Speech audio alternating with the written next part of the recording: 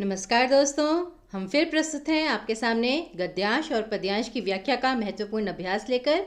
आप जानते ही हैं कि ये जो सेशन है, बाकी किसी को इतना इंटरेस्ट आए ना आए, लेकिन जो एलाइड के जो स्टूडेंट्स हैं, जो एलाइड के पेपर की तैयारी कर रहे हैं, आई होप वो तो बहुत अच्छे से वेट करते होंगे, क्योंकि उस पेपर में व्याख्या और निबंध यही दो सबसे ज़्यादा स्कोरिंग पार्ट होते हैं, जिन पे आपको सबसे ज़्यादा फोकस भी करना है। और ग्रामर तो नो डाउट इम्पॉर्टेंट होती ही होती है, लेकिन उनके जैसे क्वेश्चंस एक एक करके आप थोड़ा थोड़ा करते रहते हैं, लेकिन जो व्याख्या है वो आपको निरंतर रूप से करनी है। और उसका कारण क्या है कि जैसे अभी आप देखेंगे, हम आगे व्याख्या करते हैं, आपकी भाषा उस प्रकार से जो है वो बेहतर होती रहती है, और ज़्यादा उसमें आपकी जो भाषा है वो उत्तम होती जाती है, आपके जो विचार हैं उतने खुलते जाते हैं। जितनी ज़्यादा आपके सामने कविताएं आएंगी या गद्यांश आएंगे, आप उनके बारे में सोचेंगे, आपका दृष्टिकोण उसी प्रकार से बदलता रहेगा, हर कविता को पढ़कर, हर गद्यांश को पढ़कर। तो इसलिए मेरा आप सभी से निवेदन है कि ये जो सेशंस होते हैं, हर दूसरे मंडे को, ठीक है ना, हर दूसरे सोमवार को हम व्याख्या पर आपके लिए एक सेशन लेकर आते हैं। तो प्लीज़ सभी इसको रेगुलरली अटेंड कीजिए और तैयारी भी कीजिए। और एक और चीज़ जो सबसे ज़्यादा महत्वपूर्ण है, यहाँ पर हम कोई भी गद्यांश या पद्यांश लें, उस पर हम जो व्याख्या करते हैं वो हमारा विचार है। और उसमें कभी कभी क्या होता है कि जिस वक्त, जैसे हमने अभी उसकी व्याख्या लिखी, व्याख्या लिखते लिखते कभी कभी और नए विचार आ जाते हैं, या फिर अभी जैसे मैं लिख चुकी हूँ, अभी आपके साथ डिस्कस करूँगी, तो तब बोलते बोलते मेरे माइंड में और ज़्यादा उसके लिए विचार जो हैं वो आ सकते हैं। तो जो विचार है उनका अंत नहीं होगा। आपको ये प्रयास करना है कि आप उस कविता या गद्यांश को पढ़कर क्या समझते हैं, क्या विचार रखते हैं, और उसको किस प्रकार से प्रस्तुत करते हैं, वो सबसे महत्वपूर्ण है। प्रस्तुतिकरण, प्रेजेंटेशन सबसे ज़्यादा महत्वपूर्ण है, क्योंकि एग्जामिनर तो वही चीज़ पढ़ेगा ना जो आपने लिखा होगा। तो आप सोचें जितना भी अच्छा, लेकिन उसे आपने किस भाषा में, किस तरीके से उनके सामने प्रस्तुत किया है, वो सबसे महत्वपूर्ण है। और उसके लिए अभ्यास तो सबसे ही ज़्यादा ज़रूरी है। तो चलिए प्रारंभ करते हैं। तो 2 पद्यांश हैं, 1 गद्यांश है आज फिर से। चलिए, अब जो सबसे पहली जो कविता है, पद्यांश है, वो सिर्फ पद्यांश का एक छोटा सा भाग है। आप देख रहे होंगे केवल 4 पंक्तियां हैं। और 4 पंक्तियां क्या हैं? मुझे तोड़ लेना वनमाली, उस पथ पर देना तुम फेंक, मातृभूमि पर शीश चढ़ाने जिस पथ जावे वीर अनेक। केवल 4 पंक्तियां हैं, लेकिन अपने आप में बहुत महत्वपूर्ण है। और अगर आपको इन 4 पंक्तियों की भी व्याख्या करनी आ जाए बाय चांस, ठीक है ना, तो भी आप क्या क्या लिख सकते हैं, कितना सोच सकते हैं, कितना गहराई में, कितना गहन चिंतन कर सकते हैं, तो यही चीज़ वहाँ पर देखी जाती है। तो चलिए, मैं तो यही कहूँगी कि जो हमने व्याख्या किया उसे पढ़िएगा ज़रूर। उससे भाषा जो है वो धीरे धीरे करके आपकी सही होती रहेगी, और ज़्यादा कि किस प्रकार से आप किस प्रकार की भाषा का प्रयोग कर सकते हैं। लेकिन जो आपके विचार हैं, जो आपके तर्क हैं, वो भी आप ज़रूर अपने पास रखिए और उसे लिखिए भी। लिखने का अभ्यास कीजिए मेन, क्योंकि कभी कभी हम सोचते बहुत अच्छा रहते हैं, लेकिन जब लिखने पर आते हैं तो फिर वो कहीं ना कहीं गुम हो जाता है। तो लिखने का आपको अभ्यास तो करना ही पड़ेगा। तो स्टार्ट करते हैं हम। शब्दार्थ, मुझे नहीं लगता कि यहाँ पर कुछ ऐसा है जिसमें हमें शब्दार्थ लिखना पड़े अलग से।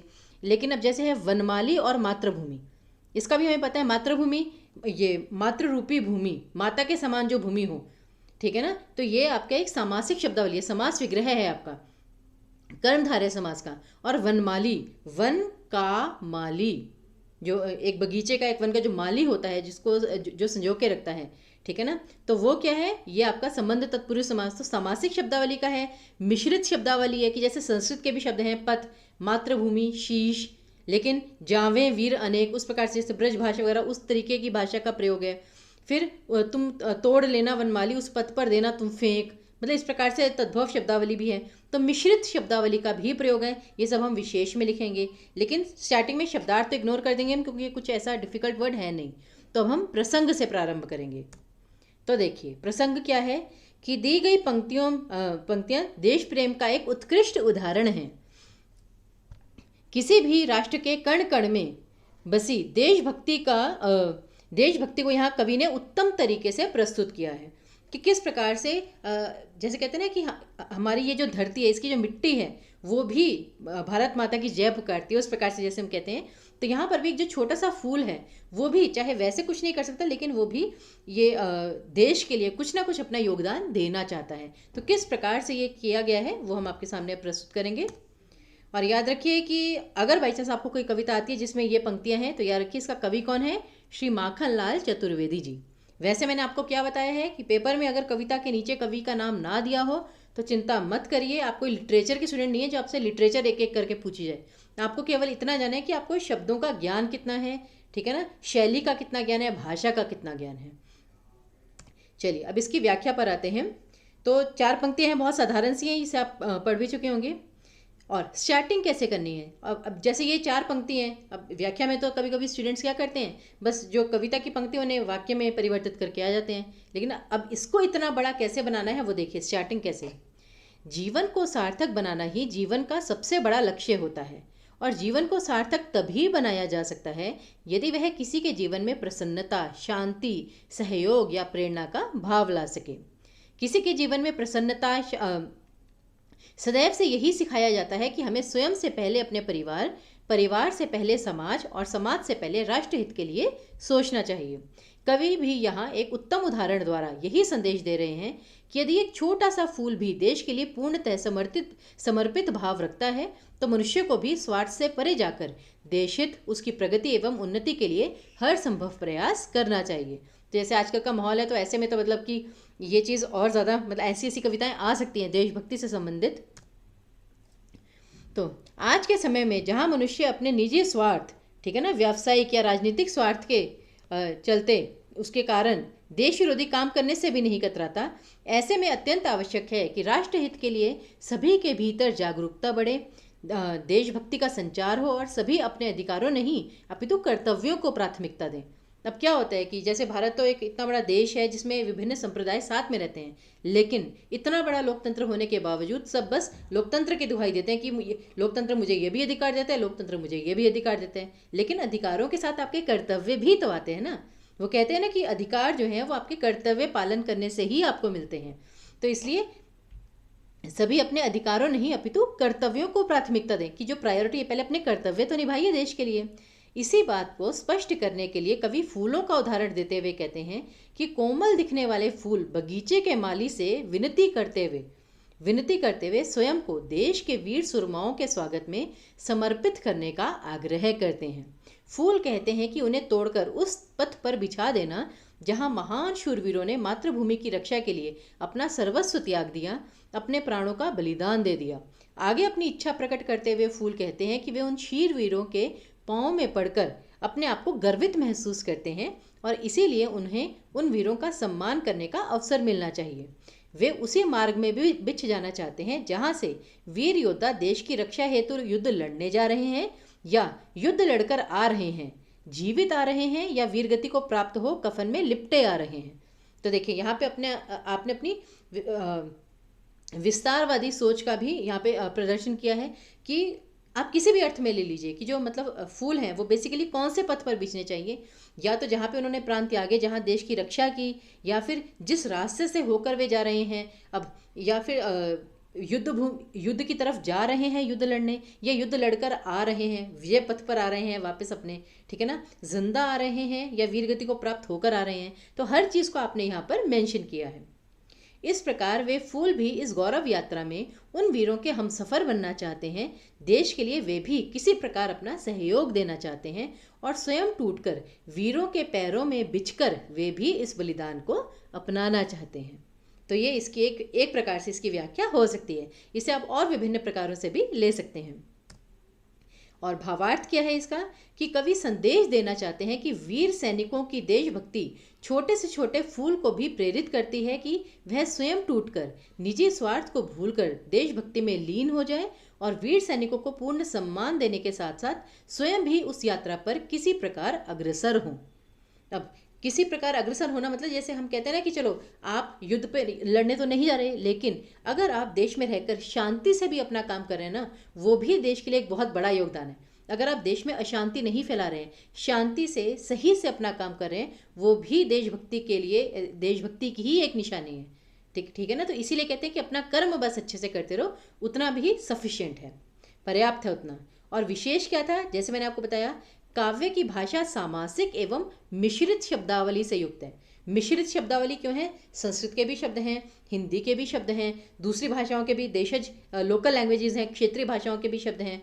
सामासिक इसलिए जैसे वनमाली, मातृभूमि, इस प्रकार से। पंक्तियां वीर रस एवं ओज गुण से सुसज्जित हैं। वीररस और ओज गुण दोनों ही हैं। गुण जो है 3 प्रकार के होते हैं, माधुर्य गुण, ओज गुण और प्रसाद गुण। यहाँ पे ओज गुण है क्योंकि एक एग्रेसिवनेस, एक देशभक्ति के लिए वो दिखाई गई है। तो वीररस एवं ओज गुण से सुसज्जित है। शैली अत्यंत प्रेरणात्मक एवं देश प्रेम से परिपूर्ण है। तो ये तो आई गेस आपको क्लियर है। तो ये केवल 4 पंक्तियों की भी इतना सब कुछ मतलब व्याख्या हो सकती है। अब आते हैं एक बड़ी कविता पर, जैसा कि अपेक्षित है कि परीक्षा में आएगी आपके लिए। तो देखिए एक बार।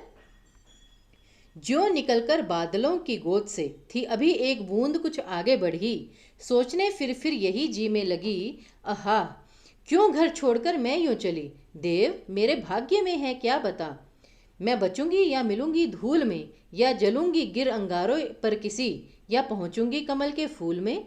बह गई उस काल एक ऐसी हवा, वह समुंदर और आई अनमनी, एक सुंदर सीप का मुंह था खुला, वह उसी में जा गिरी मोती बनी।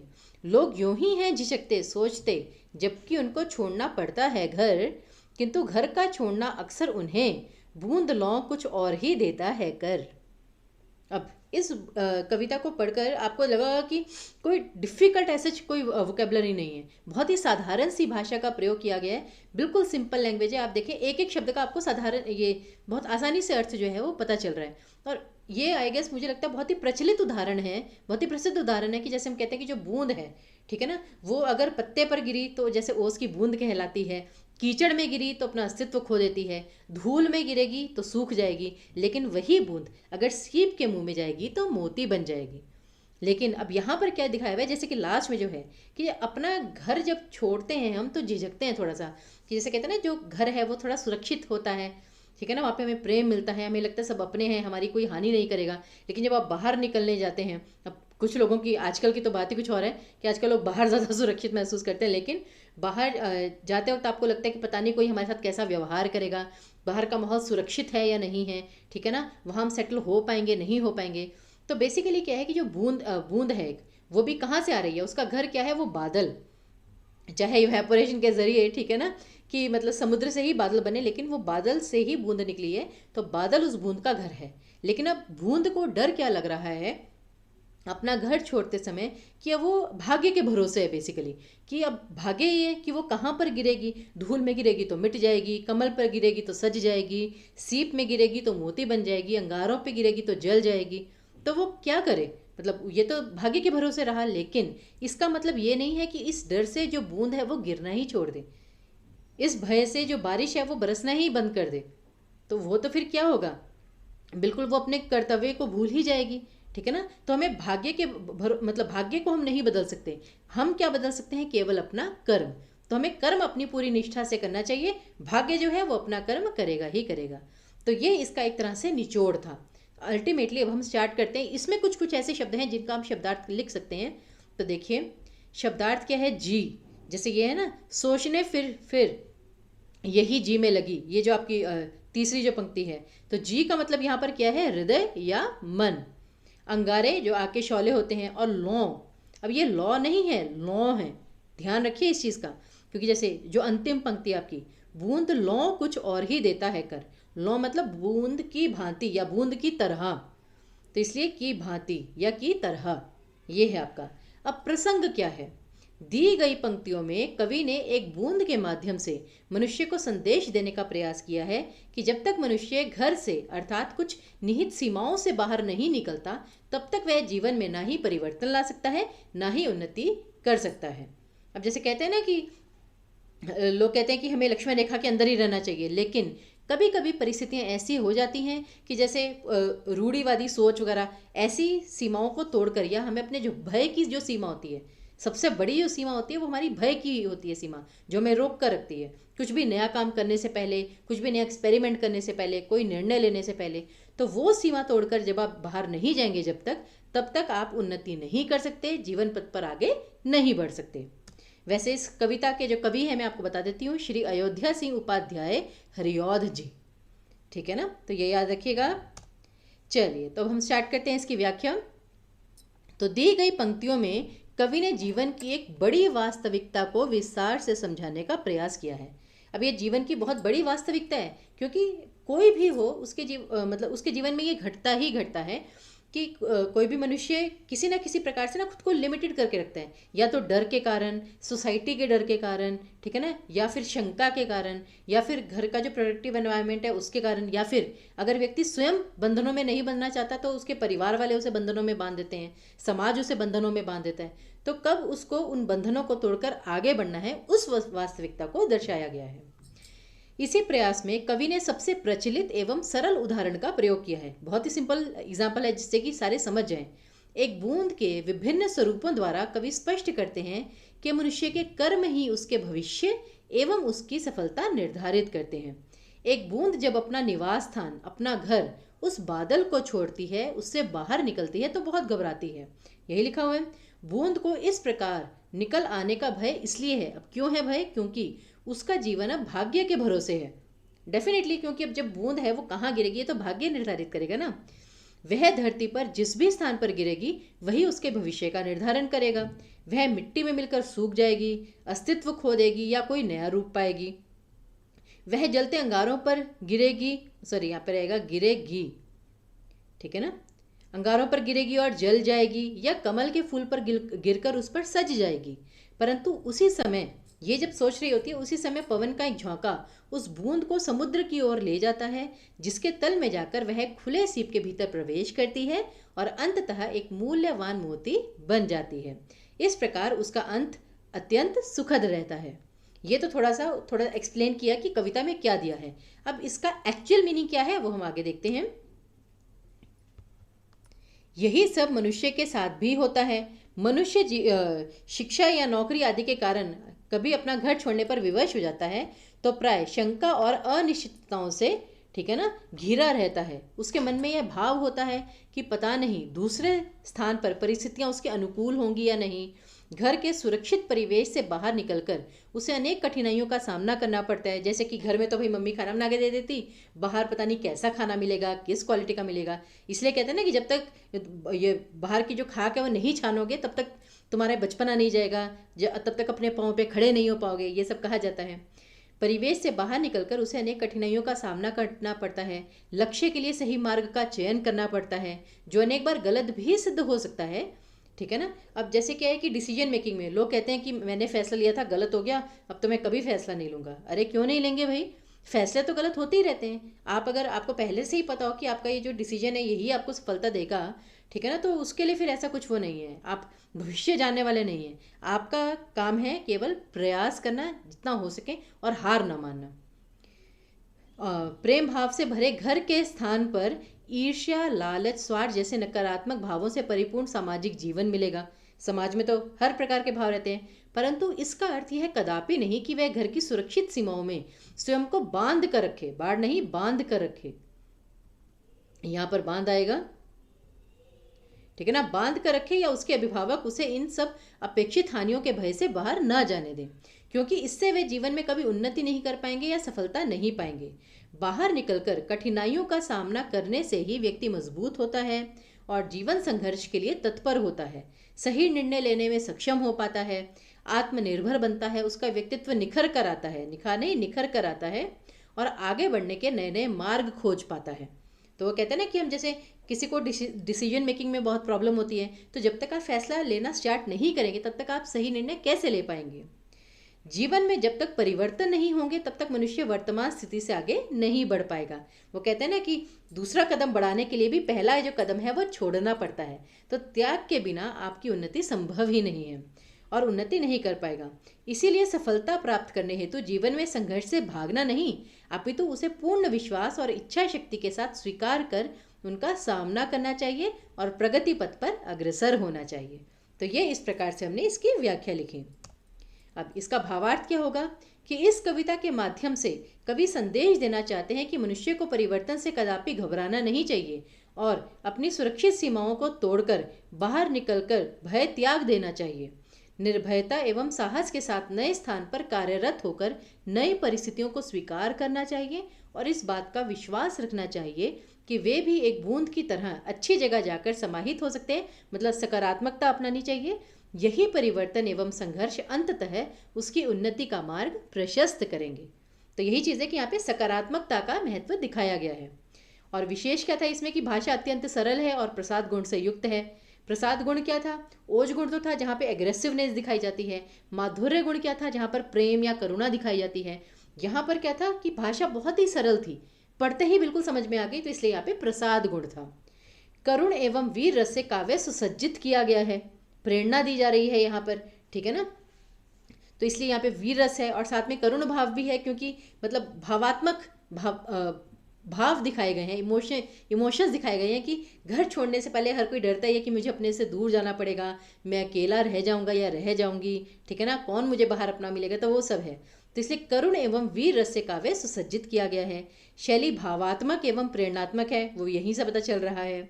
और उत्प्रेक्षा अलंकार काव्य की शोभा का प्रमुख केंद्र है। वैसे तो बीच बीच में वीप्सा अलंकार भी है, जैसे कभी कभी मतलब जहाँ पे पुनरुक्ति प्रकाश वर्ड्स रिपीट होते हैं, लेकिन उत्प्रेक्षा अलंकार क्या होता है? जैसे ज्यों, जैसे कि जब आप एक सिचुएशन को इमेजिन करते हैं कि अगर ऐसा होगा तो वैसा, मतलब आप एक सिचुएशन को इमेजिन कर रहे हैं तो वहाँ पे उत्प्रेक्षा अलंकार आ जाते हैं, तो उससे काव्य की शोभा जो है वो बढ़ रही है। चलिए, तो अभी तक हमने 2 कविताएं जो है वो आपके साथ डिस्कस की और आई होप कि इसकी जो व्याख्या है वो आपको समझ में आ रही होगी। मेन क्या है कि ये पढ़ते पढ़ते ना आपको पता नहीं पेपर में कौन सी कविता आ जाए, कौन सा गद्यांश आ जाए, लेकिन भाषा जब आप सुनते हैं, समझते हैं, ठीक है ना, तो वही आपके प्रयोग में आने भी लगती हैं। अब होता क्या है, आप एक बार ट्राई करके देखिएगा कि 3-4 दिन आप लगातार ना मतलब सिर्फ हिंदी हिंदी देखते रहिए, कोई हॉलीवुड मूवी ना देखें, कोई इंग्लिश न्यूज़ ना देखें, ठीक है ना, तो फिर और हिंदी हिंदी का देखते रहें, तो आपकी भाषा में ना उसी प्रकार से हिंदी जो है वो समाहित हो जाएगी, आप खुद से ही वह शुद्ध हिंदी से बोलने लगेंगे। और फिर जब आप अंग्रेजी बोलने लगेंगे तब आप थोड़ा सा हिचकिचाएंगे। उसी प्रकार अगर आपका इंग्लिश का पेपर है, आप बार बार इंग्लिश बोलते रहेंगे, सुनते रहेंगे, तो वो इंग्लिश आपके माइंड में फिट हो जाएगी, तो आप भी एक मतलब फियरलेसली, बिना किसी भय के, बिना किसी डर के इंग्लिश और थोड़ा मतलब फ्लो में बोलेंगे। तो यही चीज़ होती है कि जिस भाषा का आप जितना ज़्यादा प्रयोग करेंगे, सुनेंगे, बोलेंगे, समझेंगे, उतना ही आप उसका बेहतर तरीके से प्रयोग कर सकते हैं। चलिए, तो 2 पद्यांश हो गए, अब आखिरी में एक गद्यांश। तो देखते हैं क्या है कि जीवन सरल नहीं होता, इसमें अनेक मुसीबतें, कठिनाइयाँ, दुख, रुकावटें, आपत्तियाँ आती रहती हैं। जो व्यक्ति जीवन के असली प्रकाश को जीवन में जागृत कर लेता है, अर्थात सृजन का प्रकाश भर लेता है, वह बड़े बड़े अंधेरों को तराश कर प्रकाश निर्झर से धरती की प्यास बुझा देता है। सृजन का विकास उन्हीं व्यक्तियों में प्रकाशित होता है जो आचरणवान, शीलवान, ईमानदार, सत्यवादी, परिश्रमी, विवेकी, दूसरों की भावनाओं को छूने वाले होते हैं। साथ ही वे आस्थावान तथा निष्ठावान भी होते हैं।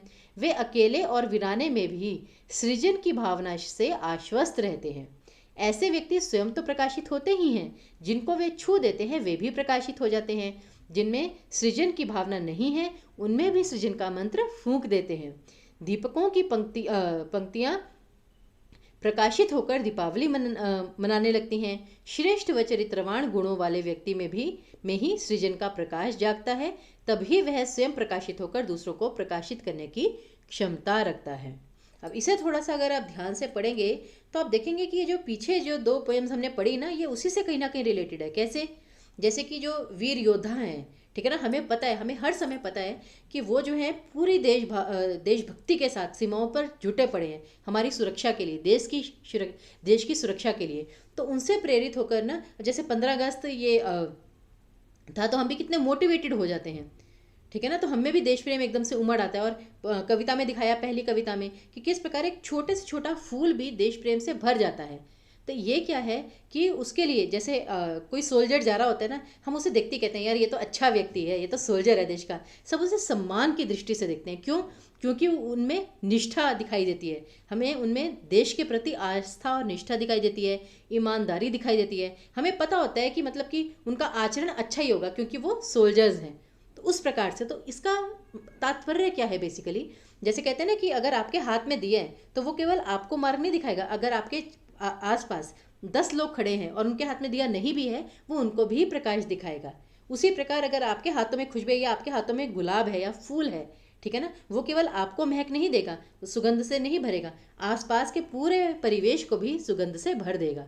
तो वही चीज़ है कि जो व्यक्ति, अगर कोई अच्छा व्यक्ति है, अपने अंदर मतलब पॉजिटिविटी रखता है, सकारात्मकता रखता है, तो वो केवल अपने ही जीवन में सफलता प्राप्त नहीं करता, बल्कि दूसरों के जीवन में भी प्रकाश भरता है, उन्हें मोटिवेट करता है, इंस्पायर करता है, उनको भी आगे बढ़ने की प्रेरणा देता है और उनके जीवन में भी सफलता के मार्ग खोल देता है। तो ये चीज़ यहाँ पर दिखाई गई है। तो इसलिए हमें इससे बल्कि ये प्रेरणा मिलती है कि यदि ऐसे हर व्यक्ति सोचने लगे कि हमें भी अच्छा बनना है, ठीक है ना, मुसीबत से डरना नहीं है, तो हम कितने सारे लोगों को और राहत दिखा सकते हैं और सबका भला कर सकते हैं, सब में प्रेम बांट सकते हैं। तो देखिए, सबसे पहले तो इसमें काफ़ी सारे ऐसे शब्द थे जिनके हम शब्दार्थ देख लेते हैं। जैसे आपत्ति का अर्थ होता है विरोध, जागृत करना मतलब जगाना उनके अंदर, सृजन, सृजन का मतलब क्या होता है बनाना, सृजनात्मकता मतलब होती है क्रिएटिविटी, तो बनाने का भाव, निर्झर मतलब पानी का झरना, अब यहाँ पे कहता है प्रकाश निर्झर से, यानी कि प्रकाश के बहने की क्रिया। फिर तो यहाँ पे पानी का मतलब निर्झर, वैसे तो पानी का झरना होता है लेकिन वहाँ पे प्रकाश निर्झर लिखा है, तो प्रकाश के बहने की क्रिया। शीलवान मतलब कि अच्छे व्यवहार वाला। फिर विवेकी मतलब बुद्धिमान, आश्वस्त करना मतलब तसल्ली देना, और मंत्र फूंकना मतलब कि हम जैसे कहते हैं ना कि तुमने तो मंत्र फूंक दिया उस पर कि उसने सारा काम कर लिया, मतलब कि अपना कार्य करवा लेना, जो भी आप चाहते हैं उससे करवाना वो आपने करवा लिया। अब इसका प्रसंग क्या है, प्रसंग छोटा सा ही है कि दी गई पंक्तियों में लेखक ने जीवन में सकारात्मक सोच के परिणामों की व्याख्या करते हुए उसके महत्व को दर्शाने का प्रयास किया है। सकारात्मकता के परिणाम क्या क्या थे कि जैसे हमें ऊर्जा भर जाती है, हम दूसरों को भी प्रकाशित करते हैं, तो ये सारे उसके परिणाम थे और इससे उसके महत्व को दर्शाने का प्रयास किया गया है कि हमें हमेशा पॉजिटिव थिंकिंग रखनी चाहिए। व्याख्या क्या है, एक प्रसिद्ध कथन है कि सत्य को समझना कठिन है और उसे स्वीकार करना उससे भी अधिक कठिन है। मनुष्य के जीवन में यह सबसे अधिक चरितार्थ होता है। तो ये एक्चुअली क्या है कि अगर कुछ लोग जो है देखते होंगे कुछ मैथोलॉजिकल सीरीज वगैरह, तो उसमें है, मैंने सुना था ये, कि सत्य को समझना कठिन है और उसे स्वीकार करना उससे भी अधिक कठिन है। क्यों? हर व्यक्ति जानता है कि जीवन में सुख दुख आते जाते रहते हैं, जीवन में हर क्षण परिवर्तन होते रहते हैं। सुख के समय में व्यक्ति अति आत्मविश्वास से भर जाता है, तो दुख के समय घोर निराशा से घिर जाता है। अब वही है ना कि सत्य जो है, हम सबको पता है कि सुख दुख आते जाते रहेंगे ही रहेंगे, लेकिन हम उसे स्वीकार नहीं कर पाते। सत्य जानते तो हैं लेकिन उसे समझ नहीं पाते। हमें पता है कि अगर सुख है तो दुख भी आएगा ही आएगा, अगर दुख है तो उसके पश्चात सुख भी कभी ना कभी आएगा ही आएगा, लेकिन हम उसे स्वीकार नहीं करते। और जब दुख की परिस्थिति आती है तो क्या होता है कि कुछ लोग विपरीत परिस्थितियों में निराश होकर हार मान लेते हैं और समाधान खोजने की बजाय नकारात्मकता की ओर अग्रसर होते जाते हैं। ऐसे लोग कितना भी मतलब इस कारण वे अपने और दूसरों के नाश का कहीं ना कहीं अवश्य कारण बनते हैं। अब क्या होता है कि अगर आप निराश हो जाएंगे तो इससे आप अपना तो विनाश कर ही रहे हैं, इसमें तो कोई दोहराए नहीं है, लेकिन आप दूसरों के भी विनाश का कारण किस प्रकार बन जाते हैं। कभी कभी आप नकारात्मकता से भरे हुए दूसरों को हानि पहुंचाने का प्रयास करते हैं, कभी कभी दूसरों को अपशब्द बोलकर उन्हें मतलब डीमोटिवेट कर देते हैं, ठीक है ना, उनका मनोबल तोड़ने का प्रयास करते हैं। कभी कभी आप किसी चीज़ के प्रति बुरी भावना जागृत करते हैं तो आप दूसरों को भी कन्विंस करने की कोशिश करते हैं, नहीं ये तो गलत ही है, तुम्हें भी ये नहीं करना चाहिए, तुम्हें भी नहीं करना चाहिए, ठीक है ना। तो इसलिए आप दूसरों को भी मतलब नुकसान ही पहुंचाते हैं। ऐसे लोग इस कारण वे अपने और दूसरों के नाश का कहीं ना कहीं कारण अवश्य बनते हैं। ऐसे लोग कितना भी परिश्रम करें, कितना भी लक्ष्य साधने का प्रयास करें, वे सफलता प्राप्त नहीं कर पाते, ठीक है ना। तो यही चीज़ होती है कि और ऐसे लोग जो है वो फिर अगर आप में एक बार नेगेटिविटी भर गई ना, फिर आप जितना मर्जी प्रयास कर लीजिए, आप ना मतलब वो आप सफलता नहीं प्राप्त कर पाएंगे। और सफलता प्राप्त करने का मतलब ये नहीं है क्लास में फर्स्ट आना या बहुत बड़ी जॉब लग जाना। सफलता प्राप्त करने का मतलब होता है जीवन में सफलता पाना। जीवन में सफलता कब पाई जाती है, उसके भी क्या अर्थ होते हैं, जब आप प्रसन्न होते हैं, जब आप निश्चिंत होते हैं, जब आपको संतोष मिलता है कि अल्टीमेटली। अब जैसे होता है ना कि कुछ लोग फर्स्ट आने पर भी रोते रहते हैं, आपने देखा होगा कुछ पेरेंट्स को उनके बच्चों के 95% आ जाते हैं, फिर भी वो कहते हैं कि क्या तुम थोड़ी सी और मेहनत नहीं कर सकते थे, फर्स्ट आ जाते, उसके देखो उसके 96% आए हैं। अरे भाई बच्चा 95% लेकर आया, उसमें भी वो रोते हैं। अच्छा, कुछ पेरेंट्स होते हैं उन्हें लगता है कि भाई बच्चे के 75% आए हैं, वो कहते हैं वेरी गुड बच्चे, आगे और मेहनत करना, और तुमने देखा पिछली बार तुम्हारे इतने आए थे, इस बार तुम्हारे इतने आए हैं, तो बहुत अच्छा है, तुम थोड़ा आगे बढ़े। तो ये चीज़ होती है कि मन में किसी चीज़ को पाकर संतोष मिला या नहीं मिला, ठीक है ना, आपको प्रसन्नता मिली या नहीं मिली, आपके मन में सकारात्मकता है या नकारात्मकता।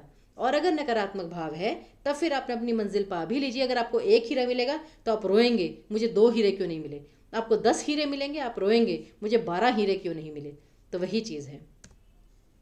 फिर देखिए, इसके विपरीत कुछ लोग बुरे समय में विवेक से काम लेते हैं। अब दूसरा दिखाया गया, पहला दिखा दिया नकारात्मक सोच का, अब इसके विपरीत भी हमको दिखाना है कि कुछ लोग विवेक से काम लेते हैं, मतलब दिमाग से, और संयम और धैर्य का साथ नहीं छोड़ते। वो मतलब उन्हें विश्वास है कि हाँ, कि जीवन में अगर दुख है तो सुख भी आएगा, हमें हार नहीं माननी है। कहते हैं ना, मन के हारे हार है, मन के जीते जीत। और हर समस्या का समाधान खोजने की हर संभव कोशिश करते हैं, चाहे इन्हें अपेक्षित लक्ष्य मिले या ना मिले। परंतु ये सकारात्मक ऊर्जा न केवल स्वयं के भीतर जागृत करते हैं, अपितु तो दूसरों को भी इस प्रकाश एवं ऊर्जा से संभालते हैं, सहारा देते हैं, सहायता करते हैं और अंततः जीवन में लक्ष्य प्राप्त करने से भी अधिक महत्वपूर्ण कार्य करते हैं। देखिए, हमने ये भी एक्सप्लेन किया है, मतलब जैसे आप एग्जामिनर के सामने जैसे करेंगे कि वे जीवन में लक्ष्य प्राप्त करने से भी अधिक महत्वपूर्ण कार्य करते हैं। वे जीवन में प्रसन्नता, सुख, संतोष एवं सम्मान प्राप्त करते हैं। अब क्या था, जैसे जब देश गुलाम बन गया था, ठीक है ना, अंग्रेजों का गुलाम बन गया था, तब कुछ लोग तो ऐसे चिंता में बैठ गए थे कि हाय अब क्या करें, रोते रहते थे कि कोई आएगा कोई आएगा। लेकिन भगत सिंह, राजगुरु जैसे जो क्रांतिकारी थे, चंद्रशेखर आज़ाद जैसे जो क्रांतिकारी थे, उन्होंने क्या किया, वो हाथ पे हाथ धरे नहीं बैठे रहे। नहीं तो ऐसे तो दूसरे लोग सोच सकते थे कि अकेले अगर मैं लड़ूंगा तो क्या हो जाएगा। अब भगत सिंह जी ने जब वो जेल में गए, ठीक है ना, उन्होंने भूख हड़ताल की कि हमें जो भारतीय कैदी है उनको इतना जो बुरा भोजन है वो क्यों मिलता है, उन्होंने भूख हड़ताल की। वो चाहते तो उन्हें लगता है कि भाई मेरे अकेले के भूख हड़ताल करने से क्या होगा, लेकिन नहीं, उन्होंने आवाज़ उठाई। उनको देखकर और जो लोग हैं वो भी प्रेरित हुए, उनके मन में भी देश प्रेम जागा। फिर सारे इतने एग्रेसिव हो गए। चंद्रशेखर आज़ाद जी, ठीक है ना, वो चाहे स्वतंत्र भारत नहीं देख सके, लेकिन ये उन्हीं के प्रयास थे, उन जैसे नेताजी सुभाष चंद्र बोस जैसे जो व्यक्ति थे, उन्हीं के प्रयास थे जो कि धीरे धीरे धीरे एक चिंगारी से, ठीक है ना, आग बनते गए। और वो जिसने पूरे क्या कहते हैं कि देश में स्वतंत्रता एक संग्राम जो है वो छेड़ दिया अच्छे से, तब जाकर भारत को आज़ादी मिली। तो ये था कि जिसे कहते हैं ना कि एक कदम चाहे वो कितना ही छोटा क्यों ना हो, वही जब तक आप वो नहीं उठाएंगे तब तक आप आगे नहीं बढ़ पाएंगे, चाहे वो जितना भी छोटा कदम क्यों ना हो। तो इसलिए उन्हें आज़ादी तभी नहीं मिल गई थी, लेकिन वो एक आज़ादी प्राप्त करने का एक मार्ग तो बना। तो वही है कि लक्ष्य प्राप्त करने से महत्वपूर्ण है जीवन में प्रसन्नता, सुख और संतोष। एटलीस्ट उन्हें ये तो था कि हाँ, एक इस बात का संतोष था कि हम हाथ पे हाथ धरे नहीं बैठे रहे, हमने देश के लिए कुछ किया अंततः। ये सकारात्मकता ही उनके भीतर सृजन की क्षमता जगाती है। सृजन अर्थात कुछ उत्पन्न करने का भाव। यह सृजन नई इच्छा शक्ति, नए मार्ग, समाधान खोजने, आत्मविश्वास जगाने से संबंधित हो सकता है। यह बिल्कुल सत्य है कि यदि आप किसी समस्या की काली गुफा में फंस जाएं और कोई मार्ग ना मिले, तो उससे निकलने का एकमात्र उपाय होता है निरंतर आगे बढ़ते रहना। जैसे कहते हैं ना, अगर आप किसी काली गुफा में फंस गए हैं तो आपके पास एक ही ऑप्शन है, चलते जाइए, क्योंकि जब तक आप नहीं चलेंगे आप उस गुफा से नहीं निकल सकते हैं। क्योंकि एक स्थान पर रुक जाने से कभी उस समस्या की गुफा से बाहर नहीं निकला जा सकता। इस समय सकारात्मकता से उत्पन्न वह सृजन का भाव ही है जो एक रोशन दिए का काम करता है, अपने प्रकाश से मनुष्य को सही मार्ग दिखाता है और समस्या के अंधकार से बाहर निकालने में सहायता करता है। तो आपने देखा कि उस चीज़ को हमने विभिन्न उदाहरणों के द्वारा, अपने दृष्टिकोण से, अपनी सोच के द्वारा, ठीक है ना, किस प्रकार से उसकी व्याख्या की।